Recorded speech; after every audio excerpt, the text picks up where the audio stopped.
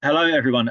Welcome to the General Federation of Trade Unions Educational Trust Trade Union and Working Class History Series, which is in partnership with the Marx Memorial Library and the Working Class Movement Library. My name is Matt Dunn, and I am the archivist at the Marx Memorial Library, which is the country's leading research centre for Marxist and Socialist history, and that's based in Clerkenwell in central London. So, how tonight's event is going to work. This event is a Zoom webinar, which means that you can see us, but you cannot see each other. Feel free to use the chat throughout the call, but to ask questions of the panelists, then please use the Q&A button at the bottom of the screen. I will then put your questions to our panelist, Keith, directly. Tonight is the 8th session in this year's programme, and the topic of discussion will be the miners' strike of 1974 with Professor Keith Gildart. We'll have a maximum of 45 minutes of presentation from Keith, followed by 45 minutes of questions, answers, and comments, aiming to finish at around about 8:30. We want to remind you all at this time that during the call, we will be following the GFTU Educational Trust Behaviour Statement, and I will put the link for that in the chat now.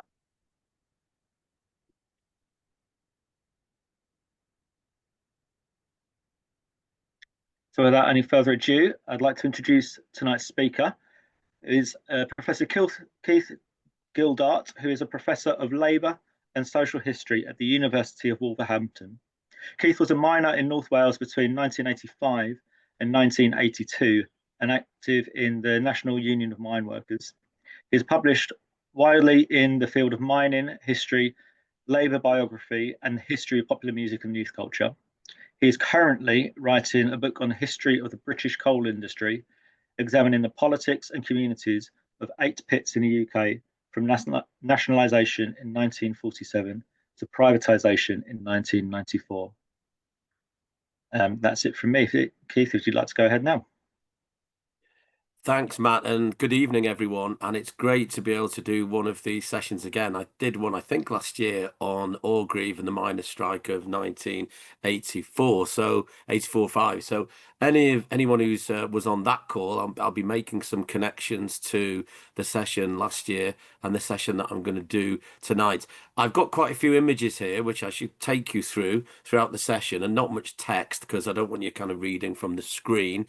I've got a few quotations that I'm going to read out, and I'm going to look at the 1974 miners' strike in the broader context of changes within British economy, society, and culture, but with a specific focus on the National Union of Mine Workers and the broader British labour movement.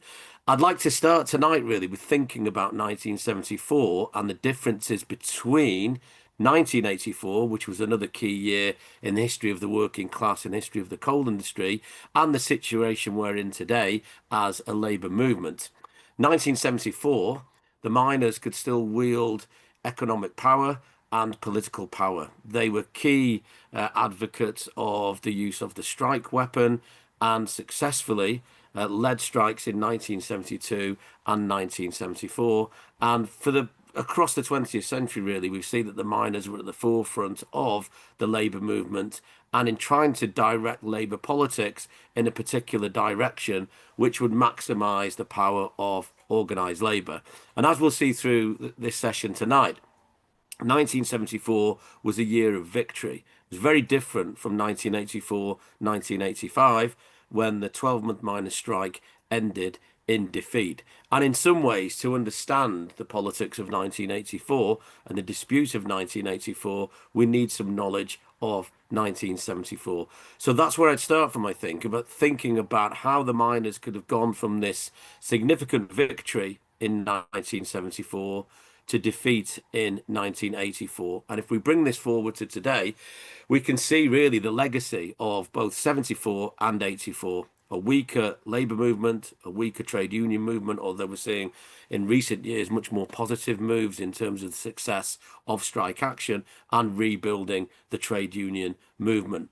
one of the things that's striking about this, and you can see some of this from the images actually, that when I go through the presentation tonight, that there was a tight connection between working class communities, working class politics, and the labour movement. And coal miners and the National Union of Mine Workers were at the forefront of that relationship. And as we see with the contemporary political situation, that has now become disconnected. And the General Federation of Trade Unions and other major trade unions are doing some great work in trying to reconnect the working class to the trade union movement and to the broader labour movement. So I think there are some lessons that we can take from today about the success of the labour movement, and in particular the National Union of Mine Workers in 1974, and how we can take lessons from 1974 to build a more effective labour movement and give a voice to the working class that has become increasingly stigmatised,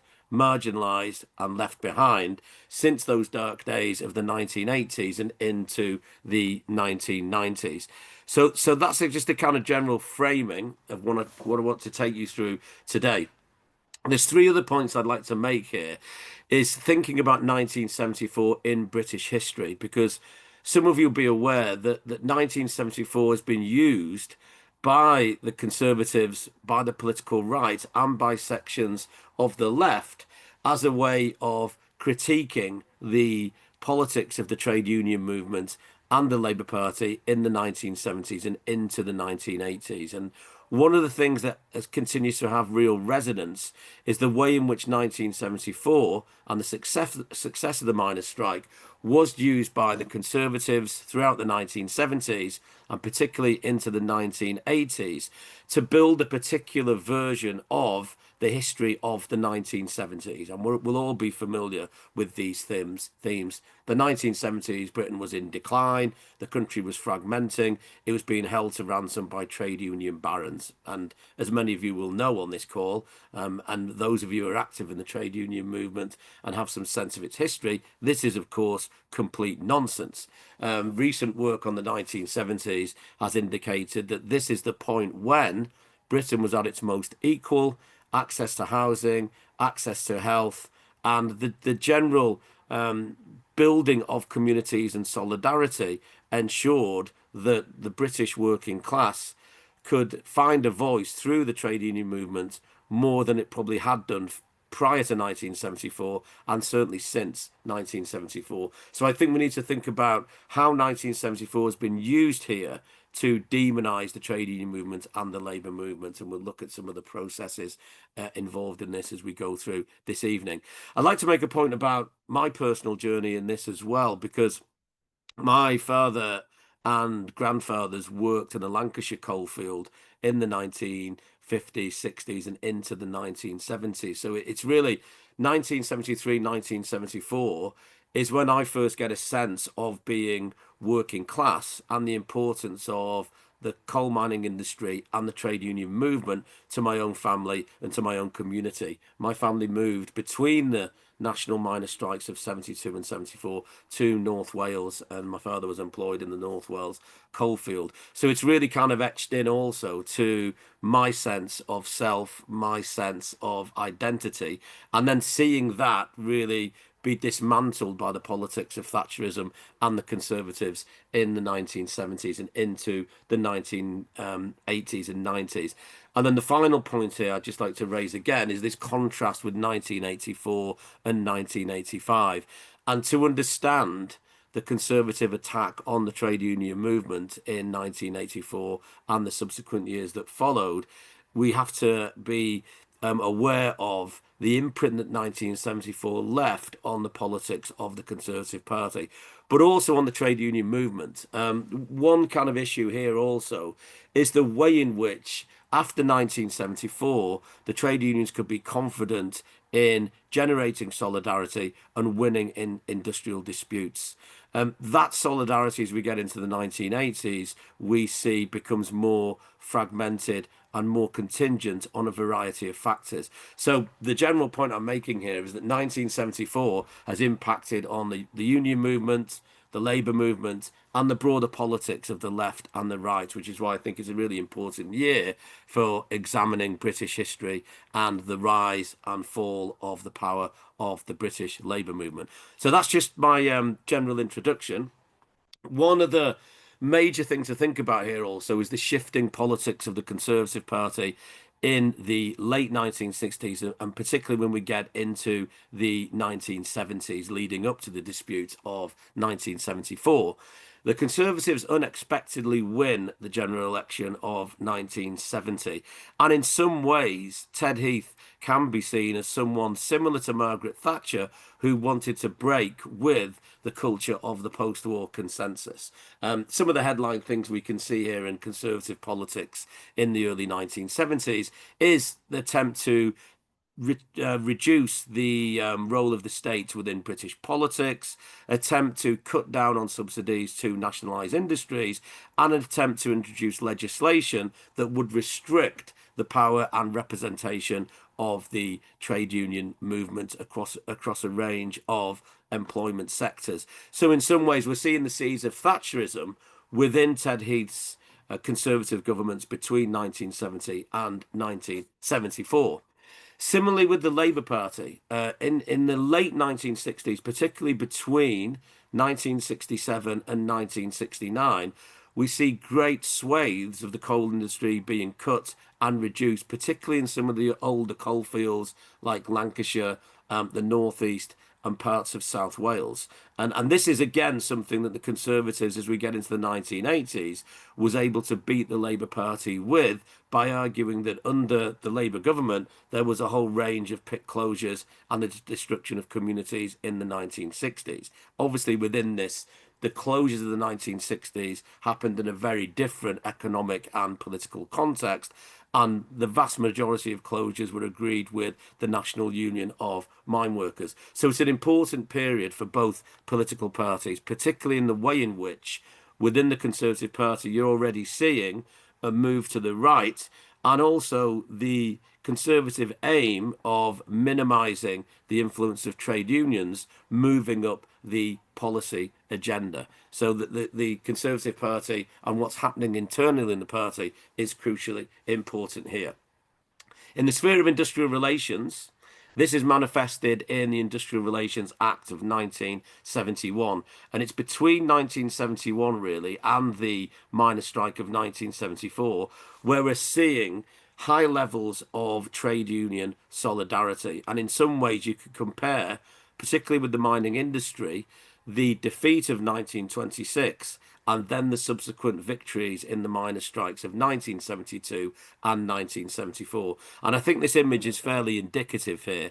The response to the Industrial Relations Act and the attempt to curtail the influence of the trade unions. Thousands and thousands of workers across multiple employment sectors, across a range of trade unions, coming together to challenge the Conservative government's policies on restricting union freedoms and restricting trade union rights. Very similar again to what we've seen in recent years up until the last election, with whole rafts of legislation being built on from the anti-trade union policies of Thatcher from the late 80s into the 90s, and then the successive Conservative governments from 2010 onwards. So if there's one lesson we can take at this early stage of this presentation, is the importance of building trade union solidarity and building that connection between working class communities, the workplace, and labour organisations. I want to switch back to the recent history of the coal industry pre-1974 just for a moment, just to fill in some of the gaps in terms of what has happened to the coal industry from the end of the Second World War. The industry is nationalised in 1947. There's a central role that is played by the National Union of Mine Workers within the control and management of the industry from the late 1940s and through to the 1960s. However, that relatively consensual relationship between the National Coal Board, successive governments, and the National Union of Mine Workers begins to fragment in the late 1960s. Part of this is related to the mass closure program in the 1960s, but it's also related to the declining levels of wages within the mining industry. In the late 60s, we see miners leaving the coal industry to go and work in auto, to go work in chemicals, to move out of working class communities completely because of the low levels of wages and still the inherent dangers associated with working underground in the nation's mines. And this is all building up throughout the 1960s. And to understand 1974, we need to understand the way in which the union and the miners more generally felt betrayed by the Conservative government and also critical of the Labour government, but also aware that within the wage structure and within the wages league table, they've been rapidly falling down it at the late 60s and into the early 1970s. In terms of the politics of all this, and again, this has resonance when we think about the success of the National Union of Mine Workers in the strikes of 1972 and 1974, but the later defeat in 1984, 1985. One thing about the National Union of Mine Workers is that it had a federal structure. And this was a force for unity, but increasingly could be used as a force for fragmentation and declining solidarity within particular coalfields. The union's governed by the annual conference and the National Executive Committee. But as you can see on the table there, you have different areas of the National Union of Mine Workers that have their own leaders, that have their own cultures, and that have a variety of different attitudes to the use of the strike weapon and the general politics of the union and the broader labour movement. I'll just pick out a few here, for example, because they're indicative of the power of sections of the rank and file of the NUM in generating strike action and support for strike action. The huge Yorkshire coalfield, as you'll see there, 1944, 115,000 members, 64,000 in 1979. In the 1960s, the Yorkshire coalfield is moving to the left. In the early 1970s, Arthur Scargill goes on to become a prominent figure in the National Union of Mine Workers and leading the union in 84, 85. South Wales and Scotland, similarly, you've got a left-wing socialist and in some cases communist political culture within those unions. But if we look at some of the smaller coalfields on that list, Leicester, Lancashire, the Midlands and North Wales, they represent the more moderate wing of the miners' union. One of the things that starts to shift the balance or the kind of political culture between left and right within the union as we move through 1974 and in the aftermath is the growing dominance of both the Yorkshire area, which is moving to the left, and the Nottinghamshire coalfield, which is the second biggest coalfield in the 1970s, that has a moderate tradition and is critical of the use of the strike weapon. So it's important to understand the cultures of these different coalfields. I've just skipped ahead one here. Understanding the coalfields, I think we can get this through the biographies of 4 miners' leaders that I've picked out here. Mick McGahey from the Scottish coalfield, background in the Communist Party, an advocate of the strike weapon to extract concessions from the National Coal Board from the employers.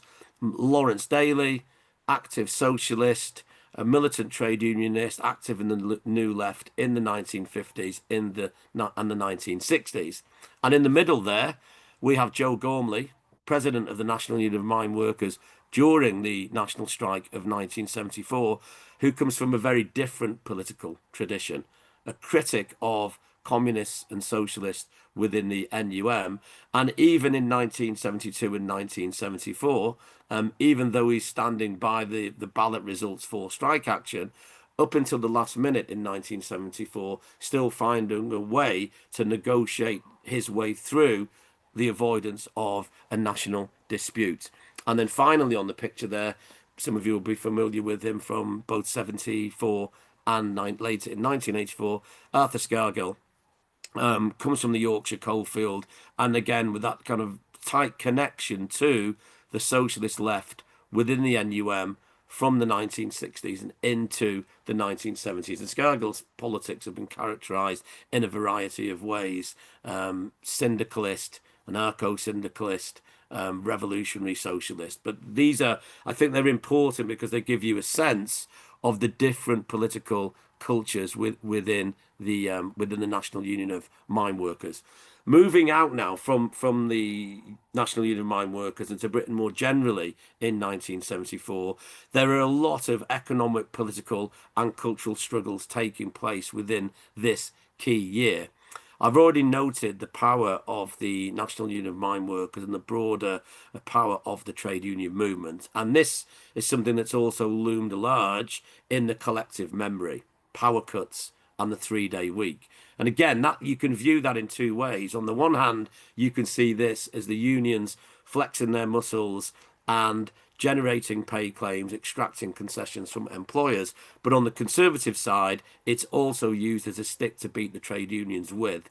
These are unaccountable trade unions taking advantage of the oil crisis, taking advantage of their powers over the coal industry and the power stations, which leads to a number of power cuts. So there's lots of conflict here over industrial relations. Also, the politics of Northern Ireland. 1974, we see the provisional IRA taking their bombing campaigns to the British mainland. So again, there's a lot of kind of political strife and lots of concerns about the way in which the political fabric of British society seems to be becoming fragmented in this key year, 1974. The politics of race also important here as well. The rise of far-right organisations like the National Front. We have numerous examples of racist attacks in British cities, and also endemic institutional racism in organisations like the Metropolitan Police, and high levels of corruption. And we're also seeing generated here minority communities fighting back themselves, linking up with the trade union movement, and also creating their own organisations to fight for civil rights, political and economic equality. And finally, the politics of the European Union. Again, I think this is interesting, the way in which by the 2000s and particularly into 2010, and obviously over the last 10 years, where Europe is moving or had moved up the political agenda, this is also a period when the politics of the European community is being debated by the left and the right, and in general, the socialist left is opposed to the EU in the 1970s. So there's definitely a sense here of a nation where there are particular political impulses pushing forward for different levels of equality, both economic, economic and political, but also social and cultural. The 1974 strike follows quickly on the heels of the 1972 miners' strike. And again, this is a dispute that is etched in the collective memory of the right and the labour movement. Again, it's a significant victory for the National Union of Mine Workers. And one of the things I think that's really important about the 1972 dispute is the fact that what you see here is the unleashing of rank and file movements within the NUM, and a criticism of what is perceived to be the moderation of the NUM's leadership in the 1960s and leading up to the strike of 1972. Just on this, I think I've got another image here. Yeah, one of the symbolic moments in this, and again, some people who are listening in on this will be aware of the impact that the Battle of Saltley Gate has, both in delivering a victory for the National Union of Mine Workers, but also, again, being used as a weapon to attack the trade union movement by the Conservatives when they come back into power in 1979. And I've got a couple of contrasting quotes here, which I think are really indicative of this. I've already mentioned the politics of Joe Gormley, who's the moderate president of the National Union of Mine Workers in 1972 and 1975. But even in 1972, what we see is Gormley using the language of the left and the language of industrial militancy to campaign for solidarity and support for the dispute in 1972. And this is what he says at the NUM conference in 1971. I am not going to be a miners' leader if I cannot claim a bigger minimum wage for the lads who go underground than the lads carting the dustbins around London. And this is quite an interesting one. I'm getting off my knees. I've been on them too long. I don't intend to be on them any longer. So even on the kind of moderate wing of the National Union of Mine Workers, there is this sense that these rank and file pressures and the membership are pushing for the use of strike action to extract concessions. There's another quote from Gormley here, which I think is quite indicative of the way in which that relationship between the National Coal Board, the National Union of Mine Workers, was beginning to fragment in the early 1970s. And Gormley says here, the board and the union were partners in the nationalised industry. And this is why we don't really see, well, there's no national strike in the coal industry between 1926 and 1972.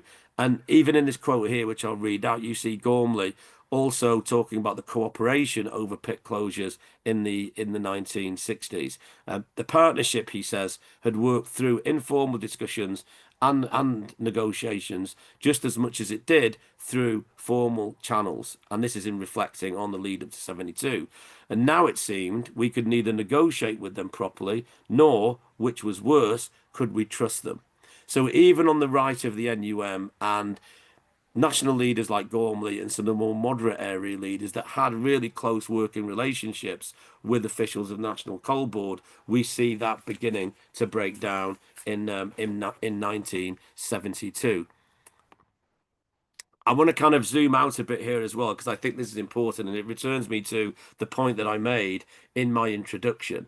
When we think about the labour movement and organisations like the National Union of Mine Workers in the early 1970s, they were part of a broader working class culture.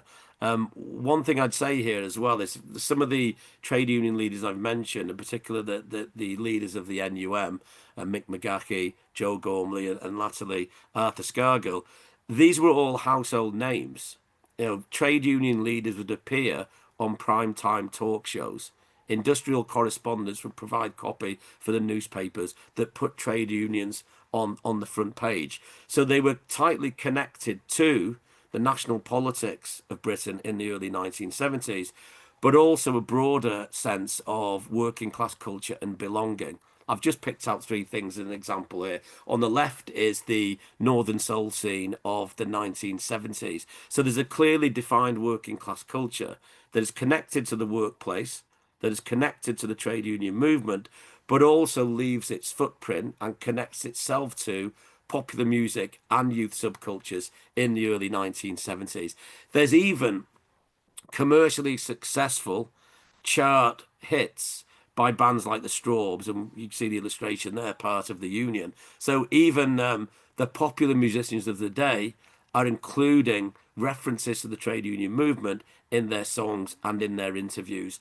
And then the final image, and I think this is also kind of really resonant in terms of how working class communities are beginning to decline actually in the late 1960s, the centrality of the pub and communal spaces where the working classes come together to both create and express a sense of collective identity. And again, I think this is one of the lessons which we need to relearn is connecting the trade union movement to working class cultures and working class communities. So the strike of 1974, this is really a rerun of the national strike of 1972. And you see here, I think this image is quite indicative, and we get more familiar with these images in the dispute of 1984, 1985. Miners and their families at the forefront of industrial struggle. One of the differences in 1974, and it's something that I've already referred to, is that unlike 1972, in 1974, you see the leadership of the National Union of Mine Workers really taking back control of the direction of the strike. So in 1972, there's lots of rank and file activity. In 1974, that really is in retreat, and you get the leadership taking over once again, directing the strike, and particularly through the leadership of Joe Gormley. Mobilisation of flying pickets, again, an image that we become familiar with in 1972, and particularly with that kind of iconic moment around the Battle of Saltley Gate. And I've got, again, something that illustrates the mobilisation of the trade union pickets and the effectiveness that they have. And this is, I won't read the whole quote out, but this is an interview with Arthur Scargill, who at this time is president of the Yorkshire Mine Workers and goes on in 1981-82 to become president or national president of the NUM. This is an interview we did for New Left Review in 1975 in relation to the power of the picket and the impact of Saltley Gate. As far as the eye could see, it was just a mass of people marching towards Saltley. There was a huge roar, and from the inside of the hill, they were coming the other way. They were coming from 5 directions. So again, it's this kind of sense that the mobilization of the pickets, the mobilization of the working class is something that could push back the attempted legislative changes that Heath was trying to introduce to roll back the advances that the trade unions had made in the post-war period. So again, it's a time, there's lots more images I could have shown of this, but in this period of 1974, picket line activity and collective identities that were forged on picket lines was another important factor in cementing the trade union movement to a sense of class and working class community and belonging. And you can see this here, I think, is a good example here in terms of the almost automatic solidarity that we see generated within the broader labour movement in terms of supporting the miners in 1974. And we see here Kent and Midlands miners invade South England, pickets out at all major power stations. So the support that the miners had in 1972 and 1974, crucial in terms of generating positive public opinion on the side of the miners in 1974. Again, it's quite a different story when we compare the 74 dispute to 1984, 1985. Like 1972, 1974 leads to a crucial victory for the National Union of Mine Workers, enhanced pay, and a number of other concessions which improve the conditions of particular collieries, but also again highlighting the fact that the NUM was a powerful force both within the industry but also in the British economy more generally. The politics of the National Union of Mine Workers in this period, again, I think it's a point that I keep returning to, because after 1974, in some ways, 1974, I guess, was the personification of the solidarity of the National Union of Mine Workers and the solidarity of the trade union movement. But soon after the victory of the NUM, the kind of old divisions within the trade union movement, and particularly within the NUM, start to reassert themselves. One example of this, I think, we find with Joe Gormley's critique of socialists, communists, and militants within the trade union movement. He talks about this later in his autobiography, where he refers to the left of the National Union of Mine Workers as kind of wreckers. So there is this sense that the divisions between one version of British trade union culture is in conflict with another version of British trade union culture, the moderates and the militants, to put it in simple terms. And that's being played out within the politics of the National Union of Mine Workers in the aftermath of the 1974 strike. This is another iconic moment. We've already noted the importance of the 1970 general election and Heath's attempt and the Conservatives' attempts to curtail the role of trade unions within the British economy. When we get to 1974, the Conservatives, in the context of the dispute within the mining industry, go to the country under the slogan of "Who governs?" This leads to a defeat for the Conservatives in the election of February 74 and October 94. But this is also an election that has been kind of mythologized within the history of the 1970s. If we look at the elections of 1974, one reason why Conservatives lose that election is the rise of the vote for the Liberal Party in 1974. So in a way, what we're seeing here is that there is a particular version of 1974 which both the left and the right become prisoners of in the aftermath. So in the aftermath of 1974, the trade unions have got this newfound confidence, which starts to evaporate as we move towards the end of the 1970s. And similarly with the Conservative Party, there is this kind of sense that the Conservatives have to avenge the defeat of 1974, and to avenge that defeat, it means taking on the trade unions and defeating the power of the trade unions. The victory, sorry, for the NUM in 1974 also leads to a kind of stay of execution when we look back on it for the British coal industry. We'd had the mass closures in the 1960s. We get the victory in 1974. And when Labour comes back in 1974, they introduce the plan for coal. And this is a kind of document which the National Union of Mine Workers used quite effectively throughout the 1970s to argue against further mine closures. It's a very different story once we get to the early 1980s, between 1981 and 1984, when really the plan for coal ends in tatters, ripped up by the Conservative government in all but name, where the mass closure programme of the 1980s ensures that the coal industry would almost disappear by the early 2000s. But it's a significant moment, given what I've already said about Joe Gormley's argument between 1971 and 1974, that relationship between the National Coal Board and the National Union of Mine Workers was beginning to fragment. This was a way of rebuilding it after 1974. A year after 1974, again, is a kind of familiar story here that some of us will be familiar with. Margaret Thatcher elected as Conservative Party leader. And then for the next kind of 5 or 6 years, between 1975 and through to 1981, really kind of maximising that critique of the trade union movement and generating these mythologies about the legacy of the miners' victory in 1974, and particularly the right of the Conservative Party as we move through the period post 1974 and through 1979, are already kind of developing plans and blueprints to deal with the trade union movement, and in particular to deal with the power of the National Union of Mine Workers. Hang on, just skipped a bit here.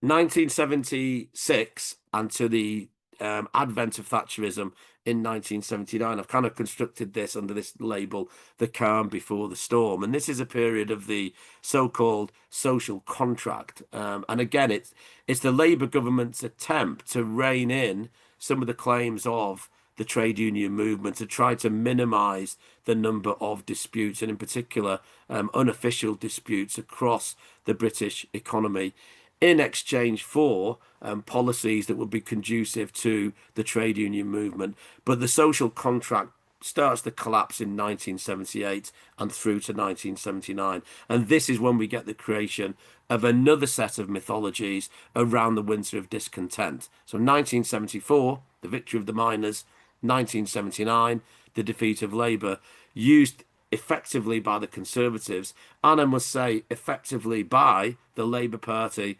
particularly under the leadership of Tony Blair after the advent of New Labour in the mid to late 1990s, also used effectively as a way of criticising the culture of trade unionism in the 1970s in Britain. So in a way here, we're also seeing conflict within the labour movement about the directions trade unions should take, the use of the strike weapon, the use of militancy and radicalism, but also within the Labour Party itself, questioning its relationship with the trade union movement as a result of the victory of the miners in 74 and the defeat of the Labour government in 1979. So that's my whistle-stop tour really through the 1974 miners' strike. I've tried to pull together the kind of broader economic and social context, and also the kind of politics of the labour movement in the early 1970s. I want to finish here just reflecting on some of the lessons of 1974. I mean, 4 things appear strongly for me when I think about 1974 and the kind of legacy of it. And I think this ties into really what organizations like the General Federation of Trade Unions are trying to rebuild as we move into this new century, as we go through the mid 2020s and forward. Solidarity. I mean, this is crucial in the early 1970s, particularly in that period between the election of the Conservatives in 1970, the critique and collective response to the Industrial Relations Act of 1971, but also the miners' victories of 1972 and 1974. This is an example of working class solidarity that reaches beyond the workplace and transgresses the boundaries of different races, different cultures, different generations, urban localities and rural localities. This is working class identity at its most potent. And I think this is something that, in the context of the more recent kind of political developments, this is what the trade union movement needs to rebuild. This sense of solidarity, reaching beyond the workplace and bringing people together. And this is the next point here, community. And I mentioned this earlier, really, this disconnection between the labour movement, the trade union movement, and working class communities, because I haven't had time to go into this today, really, but the way in which the Conservative government post 1979 seeks to destroy the trade union movement, or at least kind of minimize its effectiveness. We also see Conservative Party policies also leading to the fragmentation of communities. And again, I can't kind of state this strongly enough, really. That relationship between the workplace, the pub, the welfare centres, community organisations. So there's a very strong sense of a coherent working class identity and community in the 70s. And that's something that, again, I know the trade union movement is seeking to rebuild. Also, the importance of culture. And I think this is something we've seen in recent years, this kind of battle over different forms of culture. And as I noted on a few minutes ago in this presentation, the connection between class and culture. We see this in youth subcultures, but also in the trade union movement. And this really links to the final point, because there's a direct relationship here between culture and education. Because the early 1970s, and this is certainly true within the National Union of Mine Workers, but also across the labour movement, there was a very strong emphasis on working class education. The National Union of Mine Workers run courses for its own officials, courses for rank and file members, and that was repeated across the trade union movement, across the labour movement, connecting the trade unions both to working class scholars in universities, but organisations like the Workers' Educational Association and community education initiatives. And again, the GFTU, I think, is playing a crucial role in rebuilding those links between educational organisations and in-house education provided by the trade unions, and connecting that to a sense of a collective past and a broad sense of working class history. So I think they're the four lessons. I mean, these were kind of really ingrained within the labour movement, within a variety of employment sectors, and within working class communities in the early 1970s.